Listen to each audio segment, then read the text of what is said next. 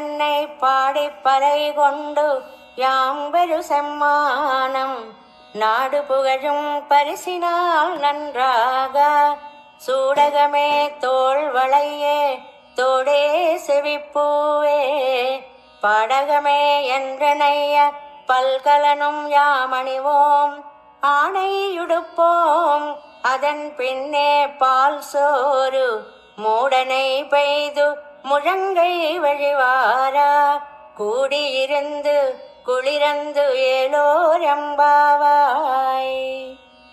గోపికలు కోరిన పరికరాలు దొరుకుతాయి గాని వారు వేసిన విశేషణాలున్నాయే వాటికి తగినటువంటివి దొరకడం కష్టం.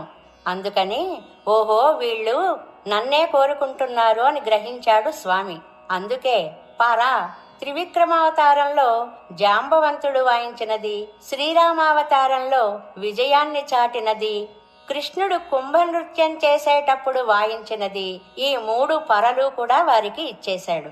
మంగళాశాసనం చేయడానికి విష్ణు చిత్తులు అయిన పెరియాళ్వార్లనే ఇచ్చాడు. శ్రీ మహాలక్ష్మినే మంగళ దీపంగా అర్పించాడు. అనంతుని చాందినిగా సమర్పిస్తానన్నాడు. మీ వ్రతానికి ఇంకేం కోరుకుంటున్నారు అని అడిగాడు స్వామి. తనతో కూడని శత్రువులని జయించే కళ్యాణ గుణములు గలవో గోవింద, నిన్ను ప్రార్థించి పరను పొంది మేము నీ చేత లోకులందరూ పొగిడేలా ఘన సన్మానం చేయించుకోవాలి అనుకుంటున్నాం అన్నారు వారు. సరే చెప్పమన్నాడు. చేతులకి గాజులు, బాహువులకి దండకడియాలు, చెవికి క్రింద దుద్దులు, పైన పెట్టే కర్ణపుష్పాలు, కాలి అందెలు, ఇలాగా ఎన్నో ఆభరణాలు మేము ధరించాలి. మంచి పట్టు చీరలు ధరించాలి.